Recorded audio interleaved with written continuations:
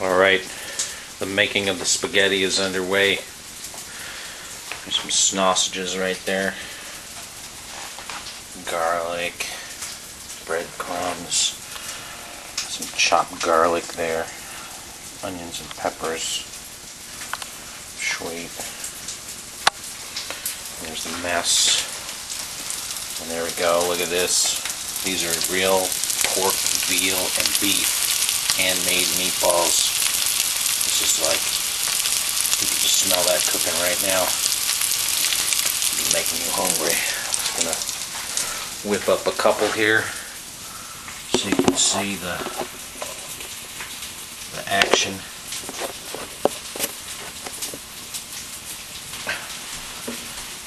It's like Italian stuff right here. Rolling up the meatballs.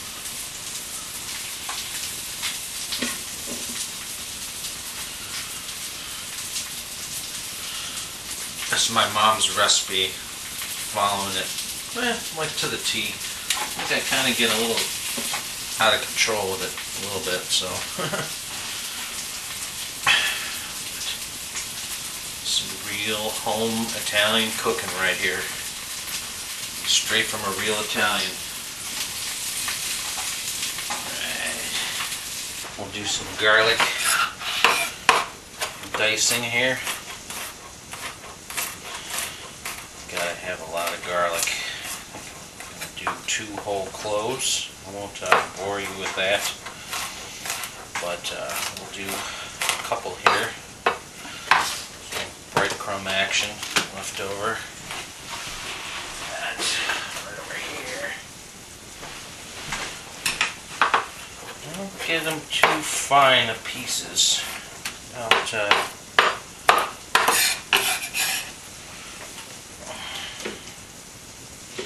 This is the ulu knife that my sister-in-law gave me. So we're doing that. I'm going to show you the time-honored high-tech method for doing cloves of garlic. Just scrunching them down. And some nice brown meatball action.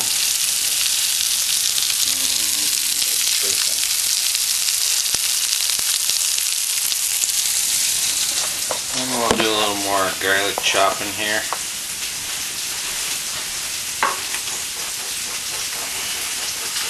Now this was, like I said, my mom's recipe, and she passed away about 12 years ago. But very fortunate for me and my brother and our families that she left a cookbook for us, so we wouldn't starve to death. There we go, that. And here's some green pepper action. I don't get too fine with this. I think I might cut this one up a little smaller than the other one. Boy, that's more good.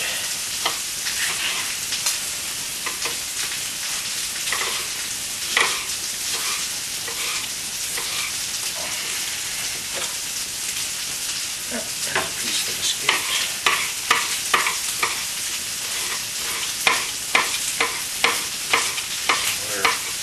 Dicing up these peppers here. We already did the onions. Skip that part. I want to see a grown man cry, do you? Anyways, so I wanted to make these a little finer right there with the ulu. This is actually so much better than a regular knife. It's not even funny. There we go. We got all that. Pot on the stove here. Crank it on up. These sausages up.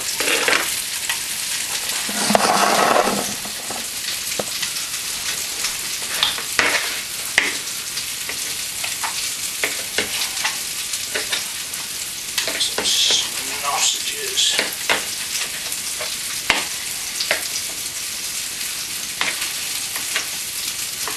These are 2 different kinds of sausages here. Got the regular hot.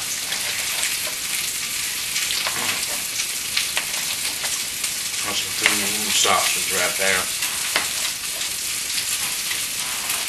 Now I don't add the ground beef into the sauce because I kind of like the sausage in there and the meatballs, but I don't like the meat in the sauce. There's already so much meat flavoring. I hate to say it, but it's ridiculous. So I have these all cut up. Put these off to the side here. Take another little nibble. Meatballs again. We got the sausages. Some of the ingredients there: veggies, garlic, green peppers, and onions. And there are the meatballs. I'll give them a few more minutes and then pull them off the heat. Just browning them here. They're going to be in the sauce for like probably 3 hours. So I'll get plenty cooked. Now the key ingredients to making a good sauce are: make sure you got your burgundy here, and while you're making your sauce you want to be tibbling on that. I've already had a couple glasses. The other thing is to use different types of tomato sauce paste, whole tomatoes. My mom's directions actually call for taking whole tomatoes and squashing them in between your fingers. If you don't like that, you can use diced tomatoes, but I like to blend them together, and then I keep them handy in case I make the sauce a little too spicy. I can always thin it down a little bit with more tomatoes because, well, it is spaghetti sauce and it's based on tomatoes, so if you get a little too crazy with the spices, fear not.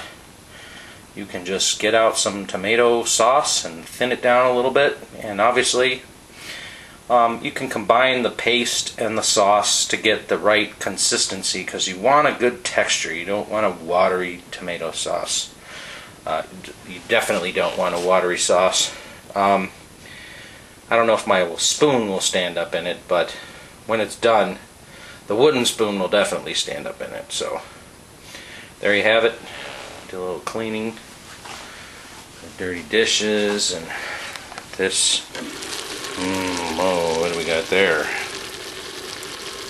Looks like the veggies are boiling down there. It's supposed to be translucent. Looks like they're getting there. And you got meatballs. Oh, those are going to be good. The key is not to eat the meatballs before the sauce is done, so you have some, because they actually do taste better once they soak up the sauce after they've been sitting in there for a few hours. Very important. Alrighty, I'm gonna finish my wine and have a smoke, and alright, the fun part starts now. I'm gonna add the sausages in there, and then I'm gonna add the tomato melee up.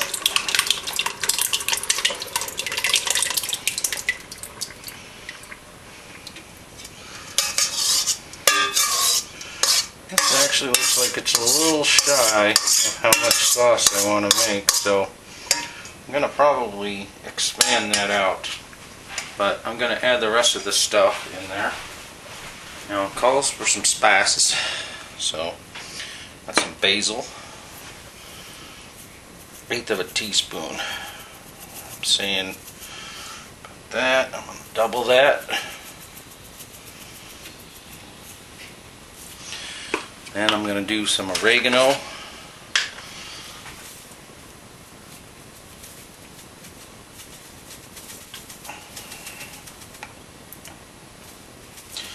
Double that.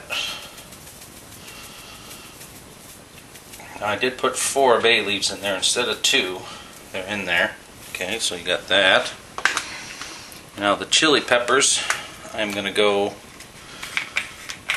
pretty gingerly on. open them here. I'm just going to use a little tiny bit here. That much. And then there's some cayenne pepper, which I'm just going to use a couple shots of that. That's good. Good for your heart too. And just how about a little bit more basil? A little too much. How about that much? There we go. And that was, I'll line them all up here so you can get a good shot of them. These are like the primary spices that are involved in this situation here.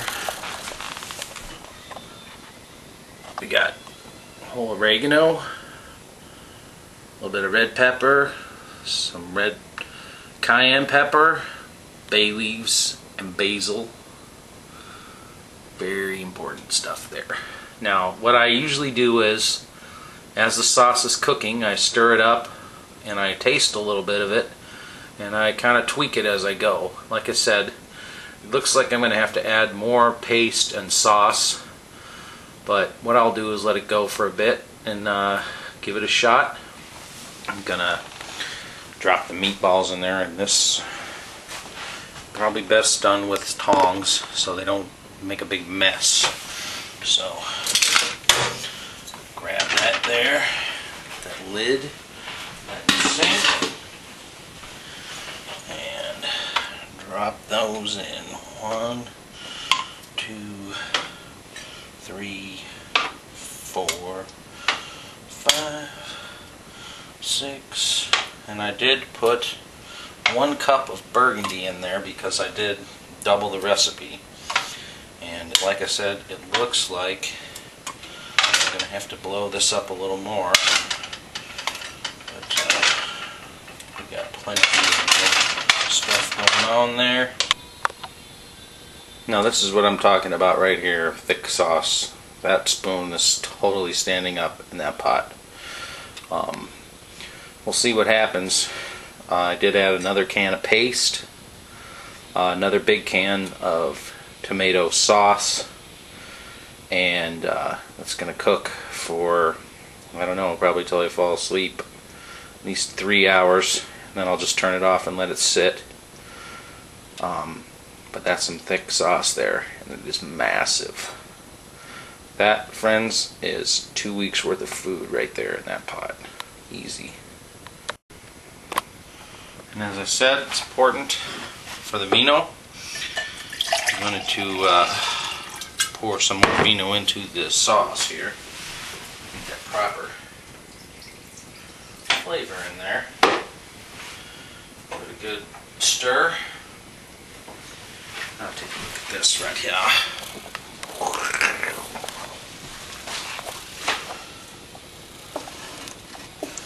Stir this whole situation up real good. And then we simmer.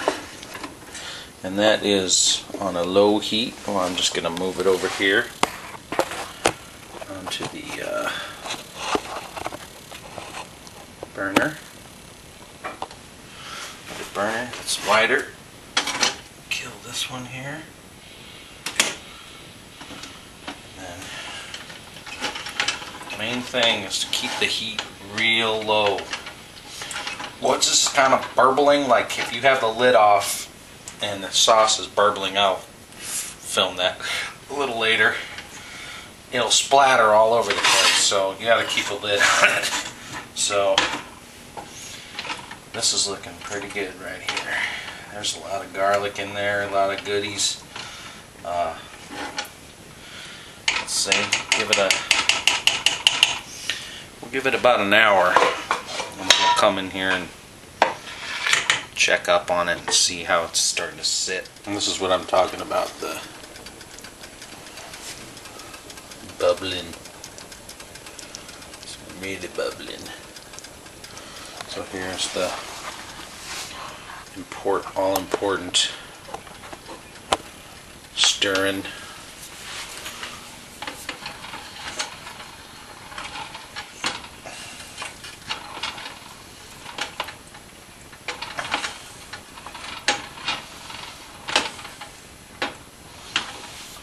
Let's see what we got in the flavor department here. I added some more garlic to it.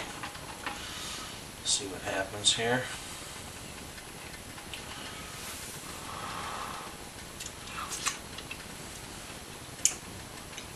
Oh yeah.